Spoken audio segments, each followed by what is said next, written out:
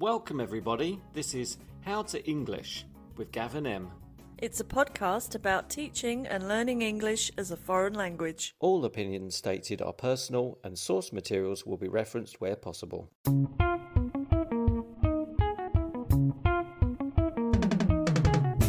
Are you ready yet? Yeah, I am ready. Well, let's start then. Let's start. Okay, welcome everybody, all of our listeners, to How to English Teach and Learn with Gav Em. I'm Gav. I'm Em. And we're two experienced TEFL teachers living abroad and here to share our knowledge with the listeners. Mm-hmm. Okay. What's the topic today? And the listeners might be teachers or learners. Yes. Can I keep that in mind? Anyone who wants to listen. Anyone, yeah, absolutely anyone. So what's today's topic? Today is called How to Speaking. Okay.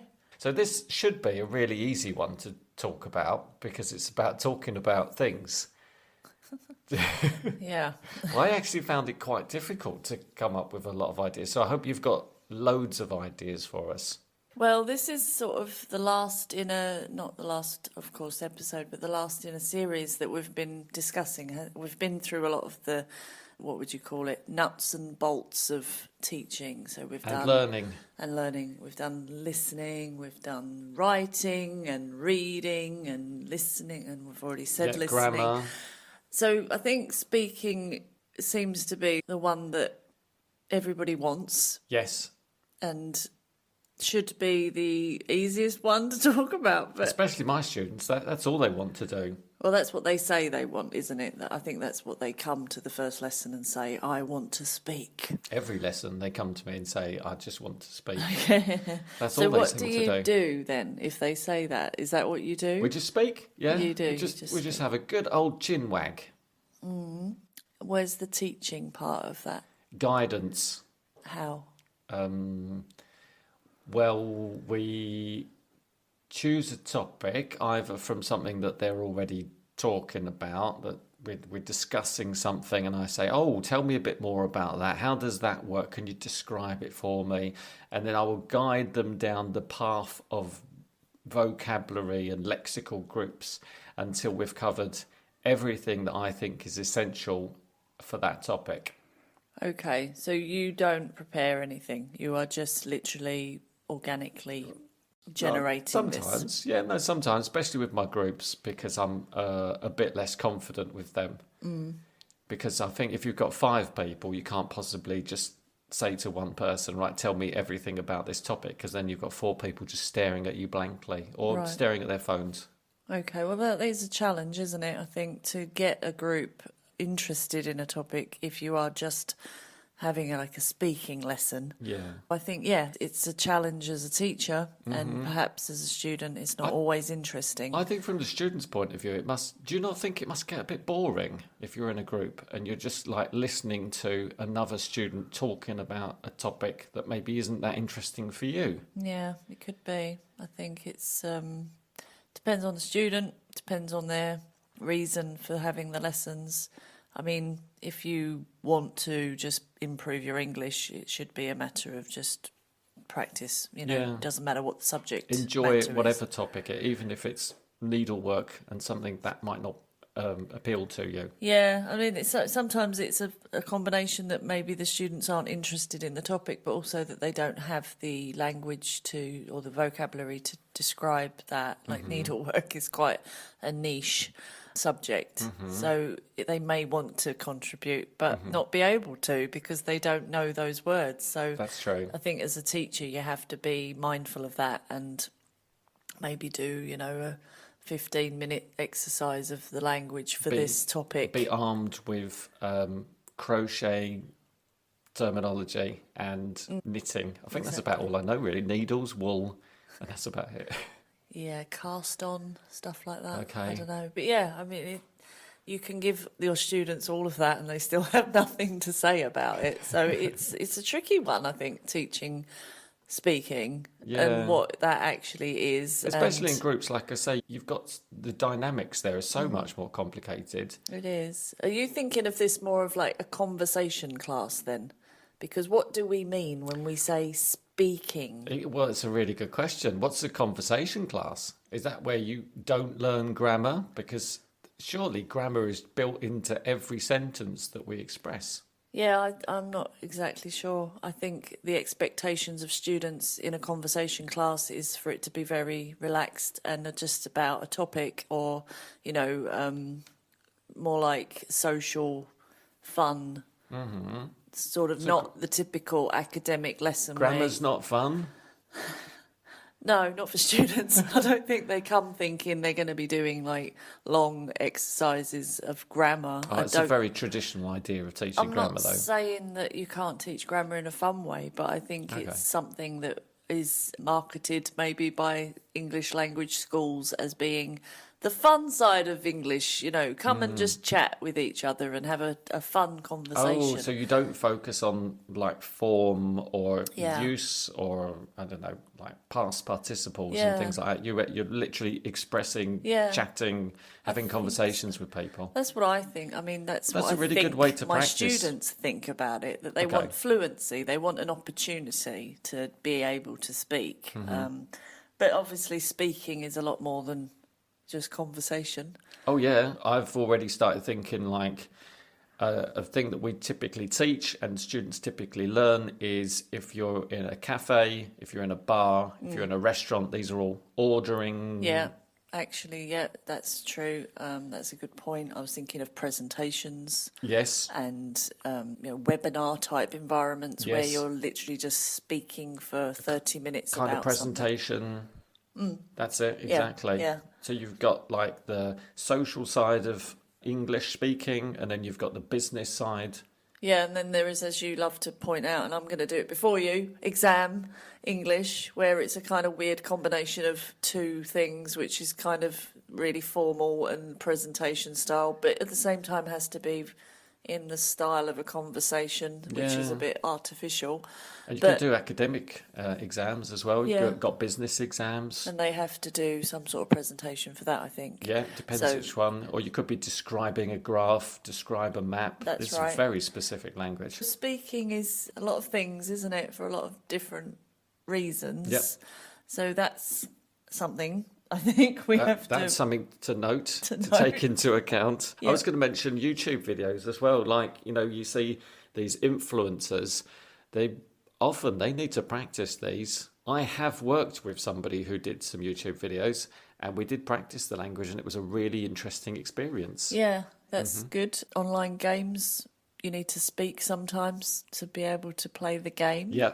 Can I say shoot him in the back of the head again? You just did. I did. And chat rooms. Do chat rooms still exist? Do people chat in chat rooms? I think that's when you type. You just type, don't you? Okay, so that's not really speaking. Maybe they've been updated since you've used them. Maybe. But like language exchange as well, that's another thing, isn't it? Yeah, that's a really good opportunity. I mentioned that a couple of episodes ago. Did. A really good chance for you to go practice your English, and then the other person might want to learn another language, or, you know, really good exchanging information, talk about everything you're interested in. Really good opportunity. Yeah, I think as a teacher, it's definitely, as we've mentioned in the previous episodes, it's a balance between fluency and accuracy. I think when I'm focusing on my students' speaking skills, I don't want them to be robotic and very, you know, too cautious about everything. But at the same time, you don't want them just sort of running away with it and just talking in some weird way that doesn't really make much sense. You mean with, like, full of errors? Or, so it's got to be something in the middle. It's very hard when you're, from a teacher's point of view, when you're listening to your student making a lot of mistakes and you don't want to constantly interrupt them because you're going to lose that fluency. And also you're going to make the student lose confidence. And I think if you don't have confidence in speaking English, then it's a massive problem for the student. And I think sometimes as the student, you realise you're making mistakes and I guess you want your teacher to correct you as much as possible, but then you don't want them to constantly tell you to stop because, again, you're going to lose that confidence. It's a very, very delicate balance. And I think maybe I think I've said before, I do allow a lot of errors, at least at the beginning of a course. Yeah. Because I just don't want that fear to creep in and Yeah. that nervousness to sort of hinder or... That's a nice word. It is, yeah. Hinder their enthusiasm for it. Mm-hmm. So I would quite happily just let things go for at least the first 2 or 3 lessons. Yeah. Just also, to encourage that confidence. it gives the teacher the opportunity to see the errors as well. Yeah. So you can note the errors, and then you think, right, I'm going to, in the third lesson, I'm going to really focus on articles because this student doesn't use a and the. I don't know if students are really aware of that, and I've had not many, but occasional students that I think have deliberately made mistakes. Really? In the first 1 or 2 That's lessons. brilliant. Oh, that's really clever. Just to see if I'm going to pick Okay. up on it, and maybe I haven't, or maybe I have, I don't know, but it's sort of in hindsight you think, oh yeah, maybe that was because they don't make that mistake anymore or something, so that they were just doing it to see what my kind of teaching style was, I suppose. Yeah, and also the other students might be listening, and then you see them pull a face like, teacher, why didn't you correct that mistake then? That's the problem. And it's really difficult from a teaching point of view. It is. Because you really want to encourage them, but you don't want them to make mistakes, and you don't want them to lose confidence.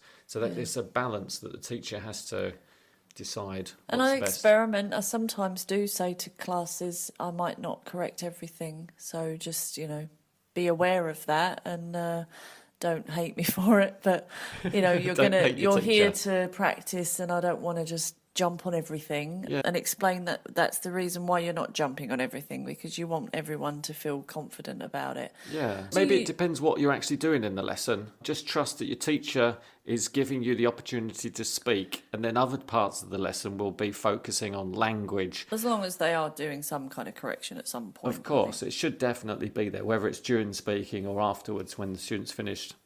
Yeah.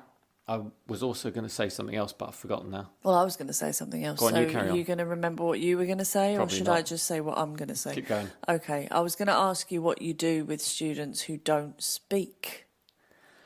Like this, you mean? Yes. What do I do?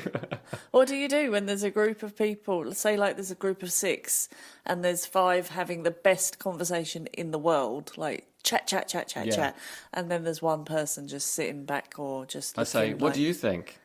And that works, does it?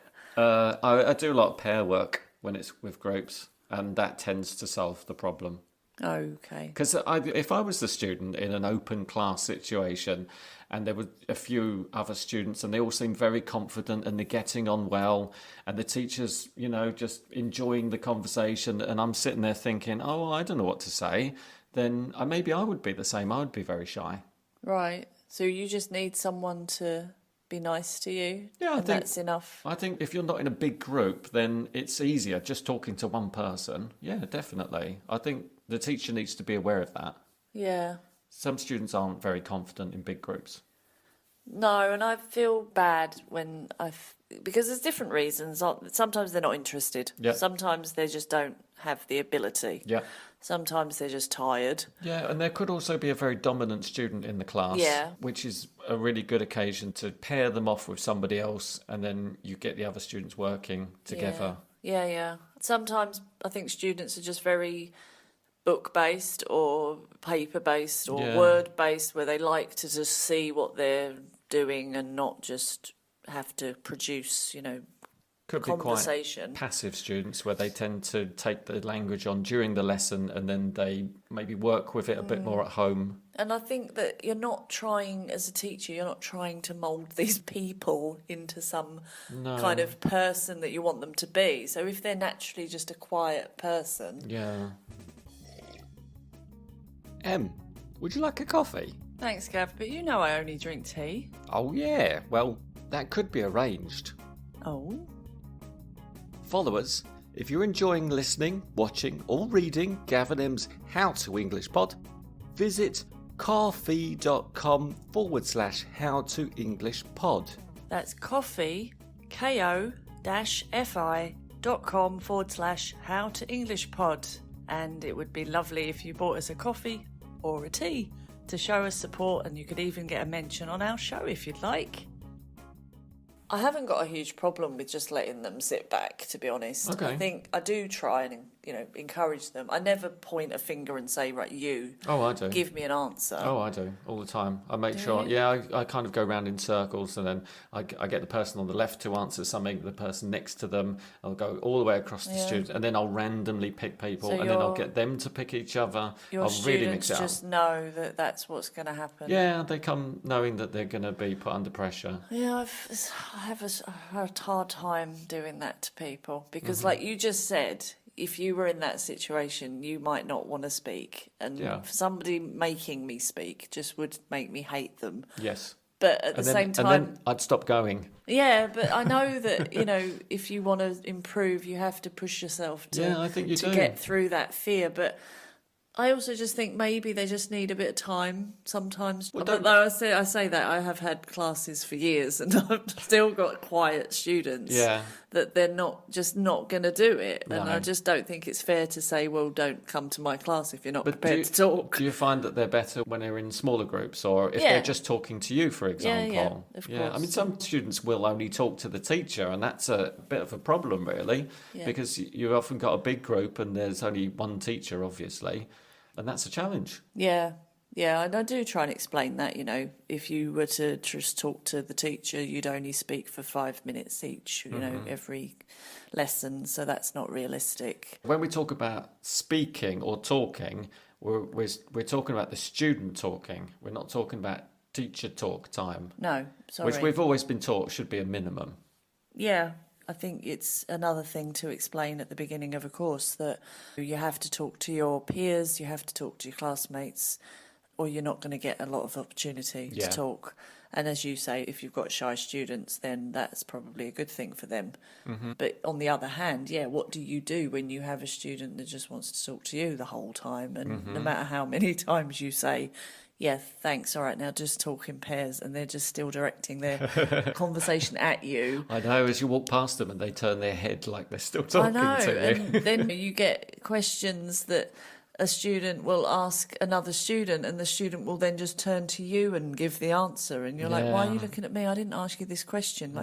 Look at the person who's talking to you. I think you just, as a teacher, have to show these sort of gestures as if to sort of turn away, or sometimes I just look at my notes as if I'm not looking at you because you're not having this conversation with me. You're having it with the person next to you. That's it. Yeah, I often pretend that I've got things that I really need to read on this blank piece of paper in front of me, and so they have to look at their partner. And then you glance up just to check what they're looking at. Yeah, but often I remember getting up, going to the window, going over to the board, and just leave the students. Just trust that they are going to do the task that you've asked them to. And from the student's point of view, just enjoy yourself. You're there to talk, to practice. This may be the only opportunity you get to actually practice speaking English. You're right, all that's week. A good tip as a teacher. Get out of their eye line. Yes. Just go to the back of the room, or just even leave. I've said that before. I've just got to get a drink.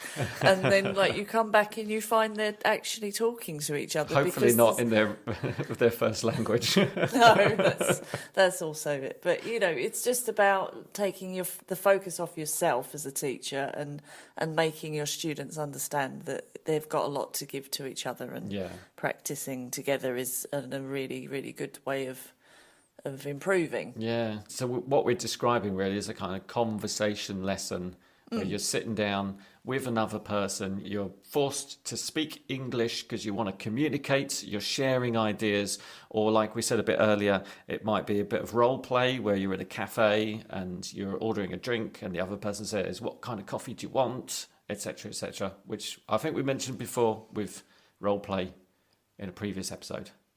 Yes, good. You're nodding. Did we mention the book, though? There's a good one, isn't there? Role plays for today. I like that. That's really nice. People have been criticising it a bit because it's a bit too prescriptive. It basically doesn't let you be creative with the language, the instructions of how to have a conversation in these situations. But for me, I like it because it's got some nice specific language, like functional language.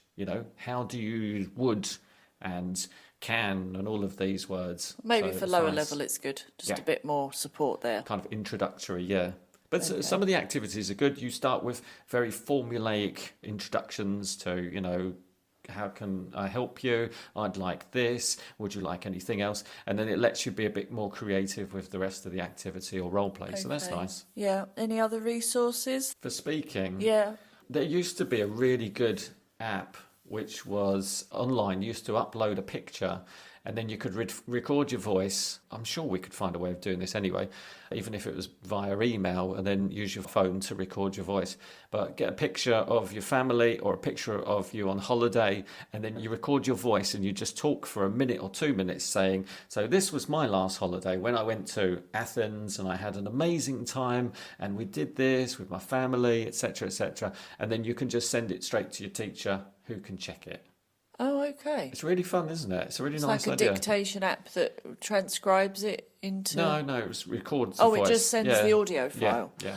I see. Okay. It's a really nice idea. I don't think that one exists anymore. It's a Well, shame you because could it was just nice. use voice memos or whatever Yes, on your phone. But I exactly. like that. That's And also, nice. when you said earlier about, I think you said something about technology, and it reminded me of WhatsApp. Actually, people do voice messages on WhatsApp, Yeah. so That's a really it's not nice limited idea. to typing. Because it hasn't got to be like write a 200-word essay about your holiday. It can just be just give me a 2-minute description of your Yes. holiday. Yeah. That's really nice. That can be a little bit stressful, but if you want to prepare it, you can write it out first. It's just nice to practice speaking, and for students when they are not in the classroom, they don't get a lot of opportunity to speak. Yeah. Especially if they're not living in a country where English is the spoken language. I really like that. And I mean, if you really hate the idea of it, you don't even have to listen to it, do you? You can just send it off and then never hear it again. Okay. But your teacher will hear it, which is really useful. Well, and the whole class when the teacher plays it. Oh, you are cruel. Some other books that I've heard are good, but I haven't used that much. I know there's this taboos and issues that a lot of people talk okay. about. I can't say I've used it too much. Maybe I'm a bit cautious. If it's Yeah, taboo, they're a then little bit I don't controversial. listen. Yeah, they Yeah, are. but you can find any topics on the internet. Just type in conversation topics and there's loads there. You literally just say to students, okay, pick a number, and then you go down this list of conversation topics and you say, this is about your favourite sports. And you say, talk together. If you feel the students are not very chatty, you can say, I want student A, I want you to talk for 2 minutes on this topic. And then student B, I want you to respond. And on with, that note, there is a game called Just a Minute. oh, yeah, Do you know that? yeah, heard of that. That's good for fluency practice. It's probably good for higher level students. You have to talk about a topic without, hesitation, deviation or repetition. And it's like sort of challenging two teams, and if one team thinks that someone's repeating too much, then they challenge it, and then they get possession of the conversation and they have to take over. And the challenge is to talk for a minute without doing any of those things. That's good. That sounds like fun. It is A hard. bit stressful. It is very hard. It's quite fun. I think if you go onto the internet, and because it's taken from a radio program, I think, so there are examples of it being played if you don't understand how it works. Okay. And maybe the students would need an example before you play the game. Yes, that's true. Or you could just read the instructions off the internet, I'm sure. Yeah, it's just one of those games that works better when you actually hear it rather than explaining it. There must be lots of speaking games. I didn't think about making a list of speaking it's a good games. job I did. Did you? Well, I've just gone through most of them. Oh, right. Yeah. What else? We've already talked about Taboo, the game. Taboo's a good one. That's sort in of a speaking, previous isn't it? episode. Isn't that a That's bit more vocabulary and... Well, yeah. That's but the thing with all of these that we're talking about. They're crossing over into pronunciation, into vocabulary, into grammar. It's all linked. Yeah. Yeah, it's a good game to help as well with fluency, I think. That's good. What else? For speaking, I know there's little tips like some students say and some of these things, maybe it fits into pronunciation a little bit. Is that a learned thing? It might be how they speak in their own language, but there's just little tips and tricks for filling time if you're not sure. As long as you don't just keep saying like. Please don't use like a lot. That's Why? really annoying. Some countries use that. It's okay. No? Okay. Maybe not then. I'm not judging. No, let's not judge. Some people use like, they use it a lot. That's okay.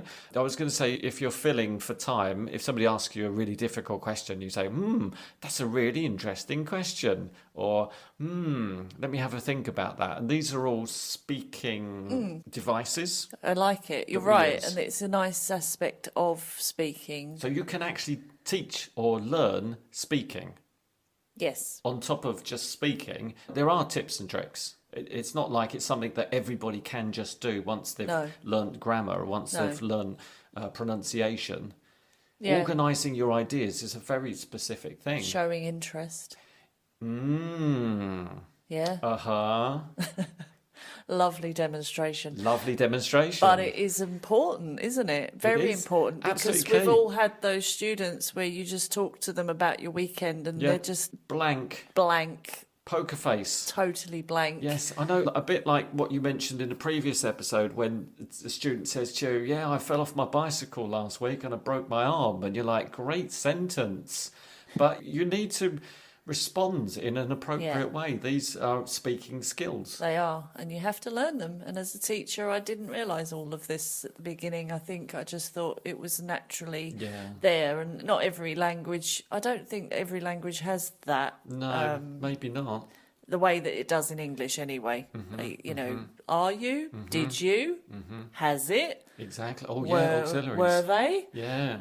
They really help the speaker to continue speaking, because if you've just got a blank person opposite you... A blank person. A blank face, not a blank person, it just closes the conversation down. Yeah. You just don't feel like you want to tell them anything. If you're the listener, encourage the other person. That's what a conversation's about. Yeah. That's it. Give and take. I think we've nailed it. I'm not sure we have, but okay. Thanks. I think we did fairly well. Have you got any other ideas? Because I feel like we've spoken about speaking very well. I think we have. Comprehensively. Yeah. I think just do it. What's your final tip? Just do it. Like that famous sports brand. Just do it. If you're a student, just do as much speaking as you can and try and have fun. Yeah. Don't worry about it. Listen to your partner. Yeah. Speaking's also about listening. Okay. That's what we're learning from this podcast. That's deep, isn't it? That's lovely. Now we've got to the crux. Okay. That's excellent. I think we've had some good tips there, and we're all learning and teaching. All right. Brilliant. Thanks, everyone, for listening. From me, Gav, and Em. And we'll see you all next week. Yeah. Bye. See you later.